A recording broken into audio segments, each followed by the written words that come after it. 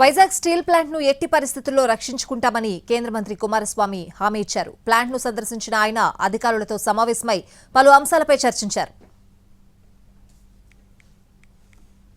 Steel ప్లాంట్లో కేంద్ర మంత్రి కుమారస్వామి పర్యటించారు. కర్మాగారాన్ని పరిశీలించిన తరువాత అధికారులతో సమీక్షా సమావేశం నిర్వహించారు. ఈ సందర్భంగా ఆయన కీలక ప్రకటన చేశారు. విశాఖ స్టీల్ ప్లాంట్ ప్రైవేటీకరణ అంశాన్ని తోసిపుచ్చారు. అలాంటి సందేహమే ఉండదని కుమారస్వామి స్పష్టం చేశారు.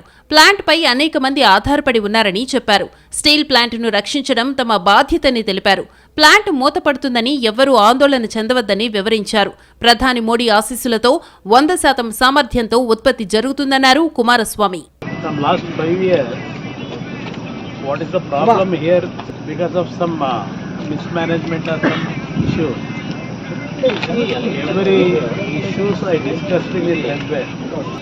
I wanted to give a report to the Honorable Prime Minister and to take his blessing to revive this RINL plant, because I can understand the feeling of the Visakhapatnam and surrounding citizens, the sentiment which they have in their mind. There is a possibility of reviving and give a new life to this RINL plant.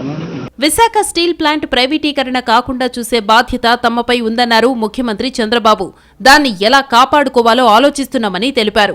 YCP నేతలు అబద్దాలు ప్రచారం చేస్తున్నారని బాబు మండిపడ్డారు. Visakha steel plant ఎవ్వరూ ఆలోచించలేదు. మేము దాన్ని ఏ విధంగా కాపాడుకోవాలో మేము ఆలోచిస్తున్నాం. ఈ పనికిరాని పార్టీ ఒకటి ఉంది, అబద్దాల పార్టీ. ఆ పార్టీనే అబద్దాల ఫ్యాక్టరీ అది. వాళ్ళు చెప్తున్నారు ఎప్పుడో వీళ్ళ కల వచ్చిందంట, నేను ఒప్పుకున్నానంట ప్రైవేటైజ్ చేయడానికి. తెలుగు వారి ఆత్మగౌరవం కోసం పోరాడినటువంటి ఫ్యాక్టరీ ఇది. ఇప్పుడు కూడా ఏ విధంగా కాపాడుకునే బాధ్యత తీసుకొస్తాం.